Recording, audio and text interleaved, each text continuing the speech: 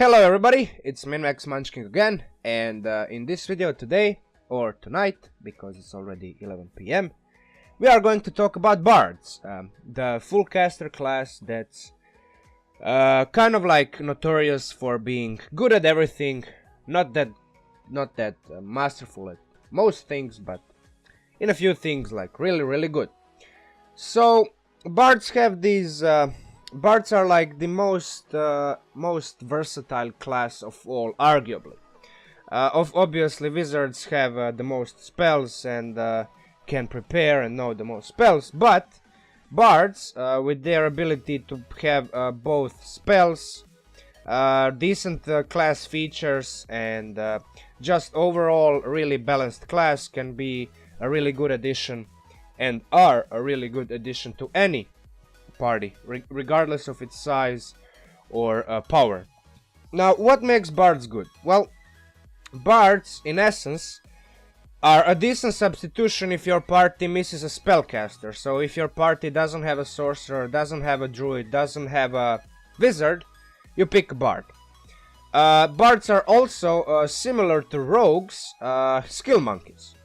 So especially lore bard, the Bard College of Lore, they have access to a lot of skills, and they can learn a lot of skills, and they also have expertise.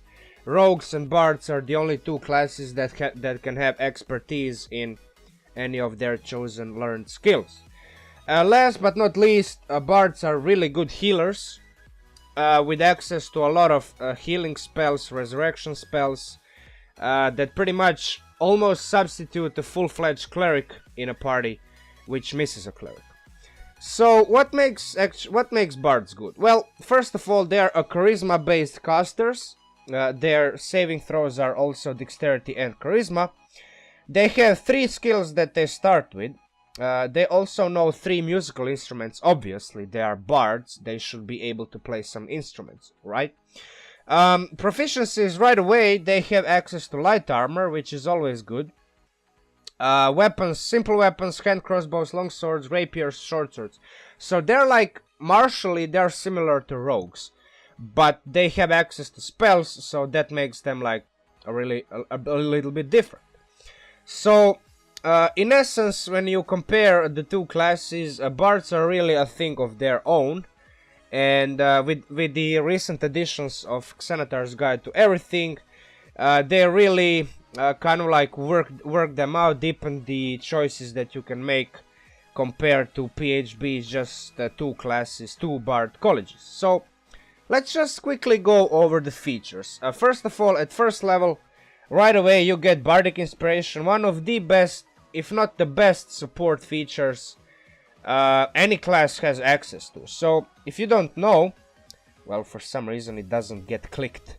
Bartok Inspiration basically spends your bonus action on your turn, and you choose one creature other than yourself within 60 feet, and you give that creature a d6.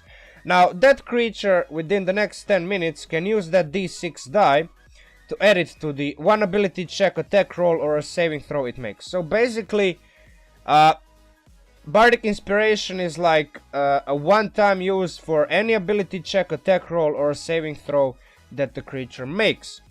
So for 10 minutes that creature has access to this dice, and the amount of dice you have is equal to your charisma modifier, a minimum of once obviously, and you regain all expended uses when you finish a long rest. Now this is on first level. We are going to see what happens at 5th. Also, the die becomes a d8 at 5th level, d10 at 10th level, and d12 at 15th level. So as you progress, this feature gets better and better, sometimes even like turning a fatal miss into a really good hit. So right away at 2nd level as well, we get probably the most, how could you say, probably the most defining feature of the bard class. So bards are pretty much the only class in the game that are kind of proficient in everything right away from 2nd level. So starting from a 2nd level, you can add half your proficiency bonus. At 2nd level, your proficiency is only +2, but as you level up it becomes +3, +4, +5 and +6 finally. So you add your proficiency bonus rounded down to any ability check that you make that doesn't already include your proficiency bonus. So any skill check, any ability check that you are not proficient in, you can add half of your proficiency bonus starting from level 2. So this feature is often not doesn't seem that good, but it's really good when you pretty much don't have any negatives. So all of your skills can pretty much be at 0 or +1 or +2, especially later on as you level up. Also, one feature that doesn't really get used a lot, and I think it's really a crime, is a Song of Rest, especially early on at first couple of levels. So beginning at the 2nd level again, if you or any friendly creature who can hear you makes basically regains hit points by spending hit dice at the end of the short rest, each of those creatures regains additional 1d6 hit points. Now that doesn't seem like much, but oftentimes like there's a party member that misses like 2 points, and this is the perfect opportunity to top him or her up to the full health. So this feature also scales with levels. At 9th level it becomes 1d8, at 13th level it becomes 1d10, 17th becomes 1d12. So now we have Bard colleges. Right away you can see a list here. It lists 6 colleges. Unfortunately, not all of these are official materials, and on this channel I'm kind of trying to only cover official materials because Unearthed Arcana, particularly College of Satire, I'm not sure if that's pronounced like that, but let's just pronounce it like that for now. It's Unearthed Arcana content, so it's a test material. I've heard DMs actually allow it because it's kind of really balanced, but for some reason it wasn't included in Xanatar's Guide to Everything. So we are actually only working with 5 Bard colleges: Glamour, Lore, Swords, Valor and Whispers. More than enough, trust me. So at 3rd level you get your first round of expertise. You gain proficiency bonus. Your proficiency bonus gets doubled for any ability check you make for the 2 skills that you choose. At 10th level that expertise becomes 4 skills, so additional 2 skills. Ability score improvements are pretty much straightforward like any other class except for Rogue and Fighter, which get a few more. So 5 ability score improvements: 4, 8, 12, 16 and 19. Pretty much nothing spectacular here. Font of Inspiration. So this is one of the things that gets forgotten, and it's actually really important, especially in campaigns that have a lot of combat encounters and just encounters in general. So beginning when you reach 5th level, you regain all of your expended Bardic Inspiration when you finish a short rest. So if you remember, Bardic Inspiration, when you get it at 1st level, it's a long rest mechanic, so you only like have access to certain amount of die per day.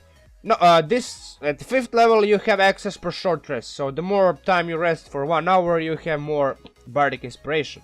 And this is like a really good feature to have, especially later on when your Bardic Inspiration, when you have like 20 charisma or even more, so you have like 5, 6, maybe even 7 Bardic Inspiration dice, and you regain them at short rest. It's like a really powerful thing.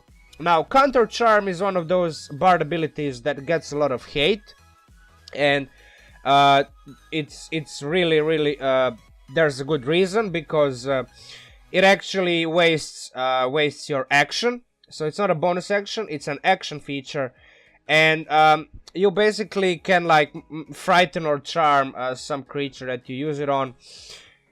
Kind of like can be useful in certain situations, but it's really situational and doesn't see much use. So in most encounters, most situations, this feature is like almost non-existent. Sometimes it can be really good if your party gets themselves in a pinch, and this really comes in handy. Now, magical secrets is one of those things bards are also really known for, especially lore bard, which gets additional magical secrets at 6th level. So at 10th level, every bard college gets access to 2 spells from any class, including bard class.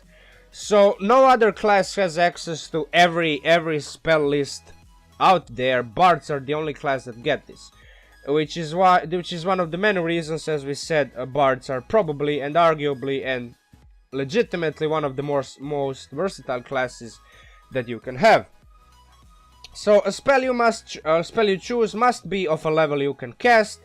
So at 10th level you have access to, what was it, I think it's like 5th level spells. So any level from like 1 to 5th, any spell level from 1 to 5th, you can pick it up and learn it. Doesn't matter, it can be any class. So that spell counts as a bard spell. It still goes off your charisma, and you learn additional 2 spells at level 14 and again at level 18. So in total, every bard learns 6 spells from another class, any class he or she wants. And it can be a same class, it can be a different class, it can be whatever he or she wants. And finally, a capstone ability, a really good ability, Superior Inspiration.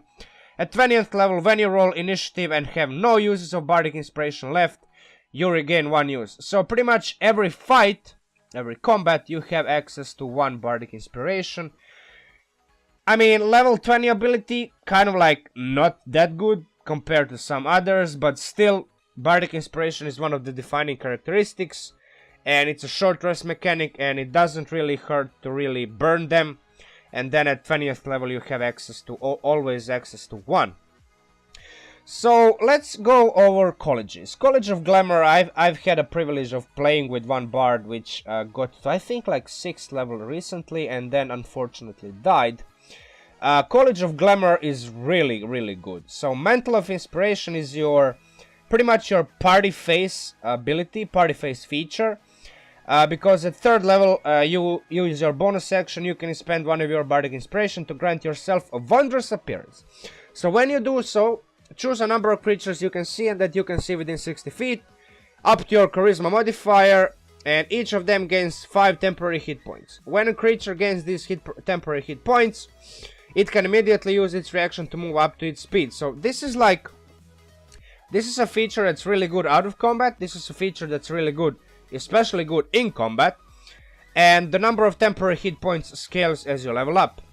Now also at 3rd level you get enthralling performance. So this is your feature that is really good out of combat. So if you perform for at least 1 minute, you can attempt to inspire wonder in your audience. So at the end of the performance, choose a number of humanoids within 60 feet, up to your Charisma modifier, and each target must make a wisdom saving throw against your spell save DC or be charmed by you. So while the creatures are charmed in this way, those creatures idolize you. They speak of you as you're like some kind of awe-inspiring creature that's like really, oh my god, who is this guy?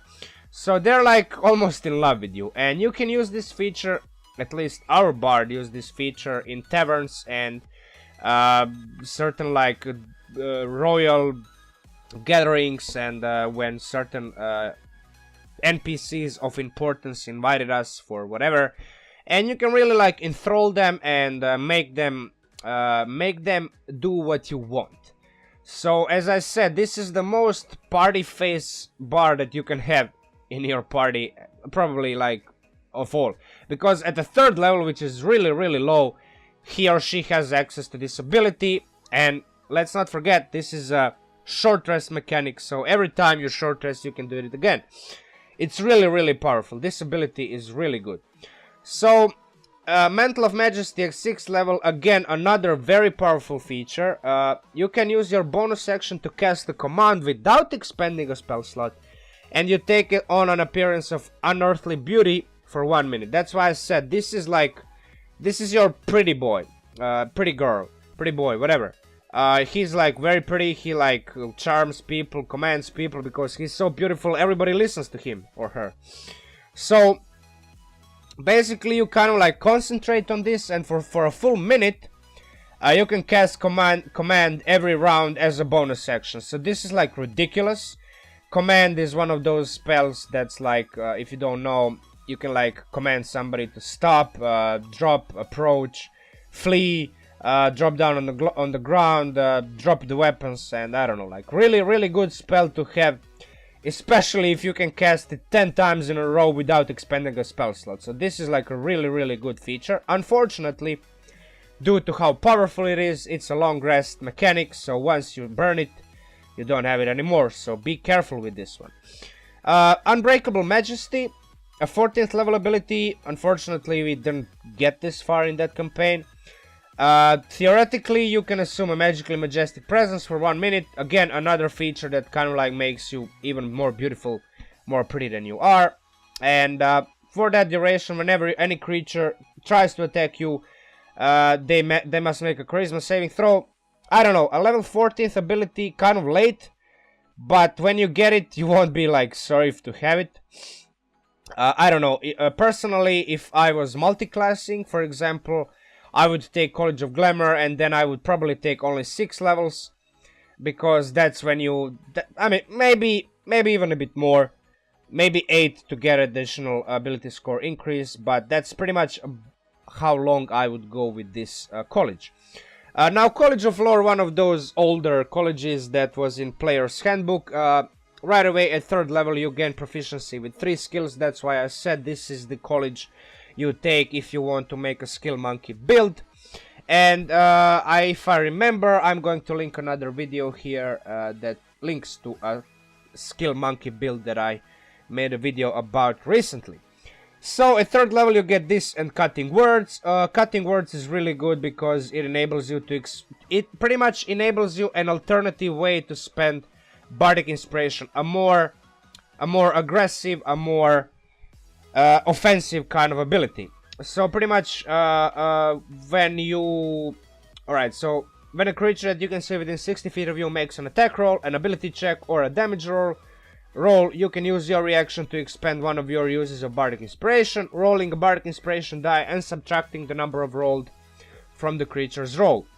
So, for example, if a dragon attacks you, you roll your Cutting Words and then you subtract the number rolled from the attack roll, and possibly that attack will miss. And there are a bunch of creatures that deal a lot of damage, and this is really good to have, especially low as 3rd level. As I said a bit before, Lore Bards are the only bards that get additional magical secrets. So at 6th level you learn 2 spells of your choice from any class. So Lore Bards have access to additional magical secrets at 6th, 10th, right? So 10th and 14th and 18th. So in total 8 additional non-bard spells if he or she wants. Really good. Finally, at 14th level you get Peerless Skill. So when you make an ability check, any ability check, you can expend one use of Bardic Inspiration, roll that dice and add the number rolled to your ability check. You can choose to do so after you roll, but before the GM tells you whether you succeed or fail. So for example, you roll an ability check, some kind of like dexterity ability check, whatever, and then you roll, for example, 7, and you're thinking, well, maybe I should roll my Bardic Inspiration. At this point it's like D12, and you roll D12 and then you add like 6, and at this point it's 13 plus, for example, 3 you have in Dex. So pretty much this ability is kind of like late again, but really good. And Lore Bards are kind of like your skill horse, skill monkeys anyway, so this makes sense thematically. College of Satire, again we are going to skip this one, even though it kind of like looks really balanced, but due to the fact it's not official material, we are going to skip it for now. College of Swords. Now, bards have 2 colleges that are kind of like more martially, more fighting, more gish oriented. Let's say it like that. I'm still torn personally between which one is better. First of all, both of them, both College of Swords and College of Valor, get access to medium armor and shields. However, College of Valor gets access to all martial weapons, compared to College of Swords, which only gains proficiency with the Scimitar. Now, Scimitar is a D6 weapon, kind of like a light weapon, and you can dual wield it, which is one of the reasons there is 2-weapon fighting. If I could have just like a longsword or maybe just a rapier, that would be good. Let me see. Oh, well, bards already have rapiers, so kind of like doesn't really make any difference, but still I want more variety, and bards are a variety kind of class, and personally I think College of Swords should give more proficiencies, even though it says it's only College of Swords.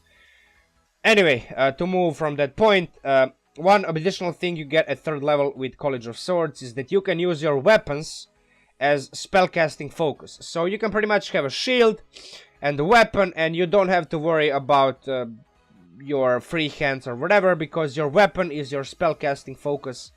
This is the thing that College of Valor doesn't have, and I think especially with the DMs that are kind of like picky with those things, this is one of the things that makes College of Valor really like less, it's like more fighting oriented, or you kind of like have to pick and choose.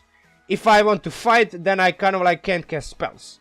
If I want to cast spells, then I kind of like can't fight or can't use my shield or whatever. With College of Swords, you don't have those problems. And also, College of Swords kind of like emulates fighter class, because that's the only bard college that has access to some fighting styles. Now you only have 2, dueling and 2-weapon fighting. There are like 5, 6, even more with Unearthed Arcana, but still that's enough because you're a sword bard. You're going to use your melee weapons, and that these are pretty much the only 2 you need at all times. One additional thing. So this college gets like 3 things at 3rd level. Blade Flourish is one of those things that really make College of Swords more fighting oriented compared to Valor, which is more support oriented. So bards of swords, sword bards, get these flourishes. So these enable them to spend their bardic inspiration on these flourish movements, which are like kind of like similar to Battlemaster fighter combat maneuvers, but they're like flourishes, just differently named, and you can basically expand bardic inspiration to increase your AC, kind of like move the target, slash it, move your ally, whatever. Obviously, both classes get extra attack at 6th level, which is the only thing you should expect from a full spellcasting class that is kind of like combat oriented, martially oriented. Finally, at 14th level, you get Master's Flourish with College of Swords. So whenever you use your Blade Flourish, you don't have to spend your bardic inspiration. You can use a d6 instead. So I think this is a really good 14th level ability, because this like opens a whole another array of possibilities, because you don't have to pick and choose what you're going to spend your bardic inspiration on. You can pretty much just say, okay, from now on I'm going to use a d6 in combat and use my bardic inspiration, bonus actions and whatever to help my allies pass their saving throws, ability checks and attack rolls. So I think this is like a really good team play feature to get at 14th level. Now, College of Valor, again, extra attack at 6th level, and Battle Magic, which is again another really good combat feature. So if we compare, swords get a more combat oriented features at 3rd level, and then more team play oriented features at 14th level. With Valor, it's kind of like almost the opposite, because at 3rd level, Valors get combat inspiration. They can give their allies a bardic inspiration and add the number rolled to the weapon damage roll they just made, so increasing their allies weapon damage rolls. So this is like more a team play feature that they get at the 3rd level. But at 14th level, they strictly get a selfish combat, martially oriented feature that strictly serves them. So when they use an action to cast a Bard spell, they can make one weapon attack as a bonus action. I'm not sure which one is better. I have yet to play one of any of these two martially oriented bard colleges. I think both are really good. Maybe College of Swords is a little bit better early on, but that's very like arguable. That's like for another discussion. Anyway, moving on to the last college. College of Whispers, the most sinister, kind of like psychic, mentalist, trickstery, darker kind of college that delves in arts that kind of like manipulate the minds, the brains, the perceptions, the senses of their targets. So psychic blades at 3rd level, when you hit a creature with a weapon attack, you can expend weapon attack, not any kind of attack, a weapon attack. You can expend 1 use of your Bardic Inspiration to deal an extra 2d6 psychic damage. So this is a feature that really meshes well with Rogue. This is probably the Bard that I would take if I was multiclassing into a Rogue. Because Rogue's sneak attack combined pretty much means that you have to attack with your weapon. And due to the fact that Psychic Blades work only on weapon attacks, not any spell attacks or any other kind of attacks, that means that you get both the Bardic Inspiration and Sneak Attack on your damage. You pretty much like deal a shit ton of damage, but you can only do so once per round, which is one of the more reasons to take Rogue, because Rogues also have once per round sneak attacks. Again, the psychic damage scales as you level up. Also at 3rd level you get Words of Terror, pretty much self-explanatory. You are kind of like seeding a paranoia in the mind of your victims. You can make them frightened. They must make wisdom saving throws. The frightened condition lasts for 1 hour until it's attacked or damaged, or until it witnesses its allies being attacked or damaged. So this is like a really good feature for this particular add-on here. If the target succeeds on a saving throw, the target has no idea that you attempted to frighten it. So you kind of like speak to your target. You kind of like attempt to frighten it, but if you don't succeed in frightening your target, the target is like completely oblivious. It's like strictly says it here. It's like a really good thing to have, because if you fail, you don't want to notice. You don't want to get noticed getting like failing at what you want to do. Also, it's a short rest feature, so it's like really powerful, really good to have at a short rest. Now, 6th level features like a block of text. We are not gonna read it fully. We are just like gonna talk about it in general. Mantle of Whispers. So this is like one of those features that kind of like emulate the spell. What spell do I think about? Disguise Self. Disguise Self is like a 1st level or a 2nd level spell, right? If I'm not mistaken.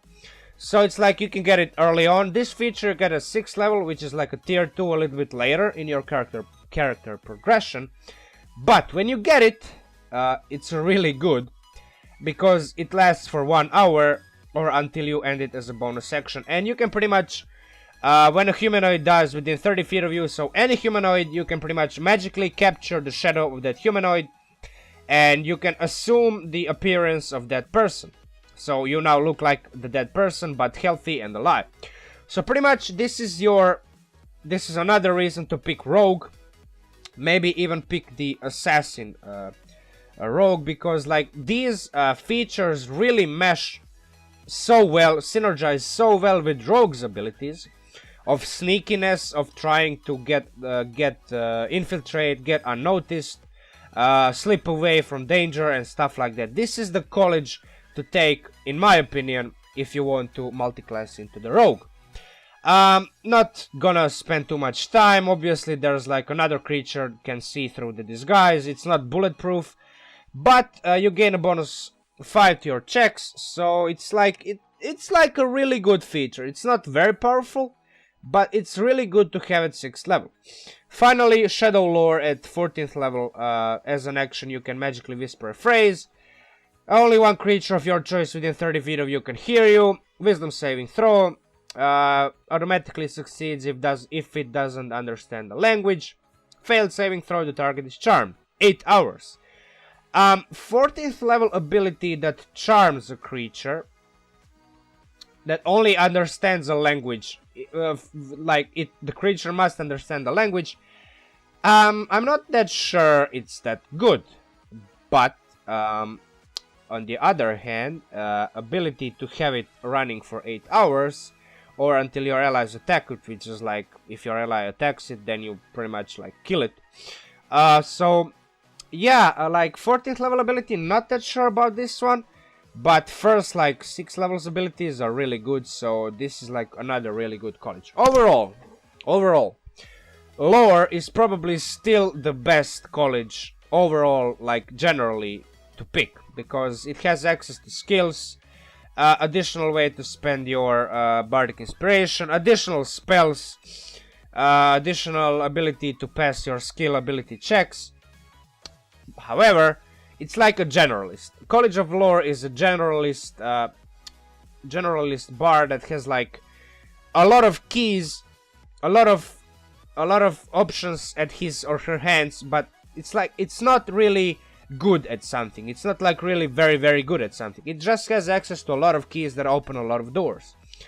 On the other hand, these other colleges offer like a more focused, a more streamlined, a more one-trick, two-trick pony features that kind of like really cover one of the aspects of bards. And overall, I would say like if you want to play a bard, I think bards are like medium difficulty class. Not like very, not hard, definitely not hard, but still requires certain amount of skill, understanding of the game, because after all, you have to wield spells, and you're a full spellcaster, and spellcasting is one of those things that is objectively harder to do than playing with classes that have access to very limited or no spellcasting.